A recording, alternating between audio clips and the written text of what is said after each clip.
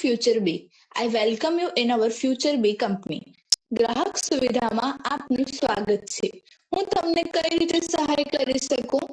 Madam, આ કેટલાક call કર્યા પછી તો તમે અમારો કોલ ઉચક્યો છે. મને સાંભળીને દુઃખ થયું અને મારી ભૂલ માટે હું માફી માંગુ છું. હું આજે આપની કઈ રીતે સહાય કરી શકું છું? મેડમ, મારું પાર્સલ આવી ગયું છે, પણ એ તૂટેલું આવ્યું છે. આ શું બકવાસ વાત છે? મને સાંભળીને દુઃખ થયું અને તેના કારણે સર્જાયેલી અસુવિધા માટે હું માફી માંગુ છું. પણ શું હું તમારો ઓર્ડર નંબર જાણી શકું? શું તમારા પાસે કસ્ટમરના આટલા રેકોર્ડ્સ પણ નથી રાખતા? મેડમ, મારી પાસે તમારા રેકોર્ડ્સ છે, પરંતુ અત્યારે કોલ દ્વારા હું તમને ઓળખી ન શકું એટલા માટે હું તમારો ઓર્ડર નંબર માંગી રહી છું. શું તમે મને ઓર્ડર નંબર મોકલશો? હા, વેટ, હું મોકલું છું. મારો ઓર્ડર નંબર છે 4027855566. ઓકે, હા, હું જોઈ શકું છું કે તમારો પેકેજ તો ડિલિવર થઈ ગયો છે. તો તેમાં શું ખરાબી છે? અરે, એ તૂટેલું જ આવ્યું છે. તૂટેલું આવ્યું છે એટલે? હા, એ જ્યારે આવ્યું ત્યારે એ તૂટેલું જ હતું. શું તમે મને એના પ્રૂફ તરીકે પ્રોડક્ટના ફોટોઝ મોકલી શકો? હવે તમને મારી વાતો પર ભરોસો નથી? હું કહું છું એ તૂટેલું જ છે તો એમાં એના ફોટા શું મોકલવા? મેડમ, તમે એના રિપ્લેસમેન્ટ કે રિફંડની આશાએ મને ફોન કર્યો છે, તો તમારે મને એના પ્રૂફ તો બતાવવા જ પડશે ને? પણ હું કહું છું એ તૂટેલું જ છે, તો તમે એના બેસિસ પર મને રિપ્લેસમેન્ટ યા રિફંડ અપાઈ દો. અને મને રિપ્લેસમેન્ટ નહીં, મને રિફંડ જ જોઈએ છે. મેડમ, મારી નીતિમાં એ નથી, એના માટે મને ફોટોઝ તો જોઈશે જ. તમારી નીતિ હું નથી જાણતી, મને બસ મારું રિફંડ જોઈએ છે. શું તમે મને મહેરબાની કરીને પ્રોડક્ટના ફોટોઝ મોકલશો?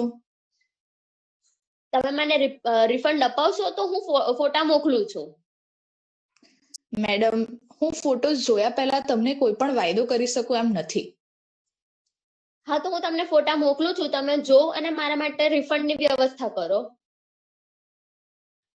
તમે ફોટોઝ મને મોકલશો? હા, હું મોકલું છું. અચ્છા, હું જોઈ શકું છું કે પ્રોડક્ટ તો તૂટ્યું છે. હા, હું એ જ કહું છું કે તૂટેલું જ આવ્યું છે અમારી પાસે. મને એનું બહુ દુઃખ છે, પરંતુ એ કહેતા હું વધારે દુઃખની લાગણી અનુભવું છું કે હું તમને આનાથી વધુ સહાય કરી શકું એમ નથી. અરે, આ શું વાત કરો છો તમે? આ તૂટેલું જ આવ્યું છે અમારી પાસે. હા મેડમ, હું સમજી શકું છું, પણ આ ફોટો જોતા તો એમ જ જણાય છે કે આ જે પાર્સલ છે તે કસ્ટમર હેન્ડલિંગ દરમિયાન ડેમેજ થયું છે. ના ના, એવું નથી. એ પાર્સલ જ્યારે આવ્યું ત્યારે તૂટેલું જ હતું. અમે જે ડિલિવર કરવા આવ્યા એમની સામે જ પ્રોડક્ટ ખોલવાના હતા, પણ તમારી પોલિસી એ અગેન્સ્ટ છે, એટલે એને અમને ત્યારે ખોલવા નહીં દીધું અને અમે જેવું ખોલ્યું એ તૂટેલું જ હતું. પરંતુ મેડમ, આ ઓર્ડરની ડિટેલ્સ તો એવું બતાવે છે કે ઓર્ડર 2-3 દિવસ પહેલા જ ડિલિવર થઈ ગયું હતું. હા, તો મેં તમને પહેલા જણાવ્યું એમ, અમે કોલ કરવાની ટ્રાય કરી, અમે તમારો કોન્ટેક્ટ કરવાની ટ્રાય કરી, પણ અમને એવો કોઈ રિસ્પોન્સ નથી મળ્યો. અને આજે આટલા દિવસો પછી આજે આ વાત થાય છે.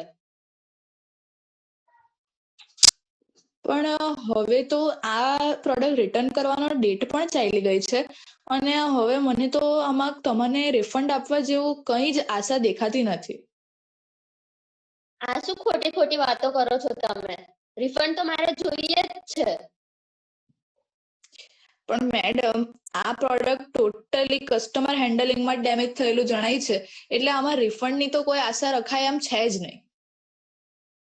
એવું તમે કઈ રીતે કહી શકો કે અમારાથી તૂટ્યું છે? હું તમને કહું છું કે તૂટેલું જ આવ્યું છે અને મને એનું રિફંડ જોઈએ છે, એટલે અમે તમને ફોન કર્યો છે. અને હવે તમે બધું અમારા પર બ્લેમ કરો છો કે અમે તોડી નાખ્યું છે અને અમે રિફંડ માંગીએ છે. તો તમે મને રિપ્લેસમેન્ટ કરી આપો, મને બીજું પ્રોડક્ટ આપી દો એની જગ્યાએ, હું આ પ્રોડક્ટ રિટર્ન કરી દઉં. મેડમ, ડેમેજ પ્રોડક્ટ તો કદાચ અમારી કંપની દ્વારા સ્વીકારવામાં પણ નહીં આવે, પરંતુ તમને જો અમારો આ પ્રોડક્ટ એટલું ગમ્યું હોય તો તમે બીજું પણ ઓર્ડર કરી શકો છો. અગર તૂટેલું પ્રોડક્ટ તમે કંપનીમાં રિટર્ન નહીં લઈ શકતા હોય તો પછી અમે પણ એને રાખીને શું કરીએ? અને અમને એક વખત આવી સર્વિસ મળે તો અમે બીજી વખત એ જ વસ્તુ કેમ ઓર્ડર કરીએ અને એ જ કંપનીમાંથી? મેડમ, અમારી સર્વિસમાં તમને કોઈ ખોટ જણાશે નહીં. તમે ફરીથી એકવાર અમારું પ્રોડક્ટ ઓર્ડર કરી શકો છો. હવે તો મને બિલકુલ પણ ભરોસો જ નથી રહ્યો. મને હવે કશું ઓર્ડર કરવું જ નથી. મેડમ, આમાં હું તમારી કઈ મદદ કરી શકી નહીં એ વાતનું મને દુઃખ છે. અને કદાચ જો તમે મારી સેવાથી અસંતુષ્ટ હોવ તો તમે અમારી વેબસાઇટના ઈમેલ પર પણ કોન્ટેક્ટ કરી શકો છો.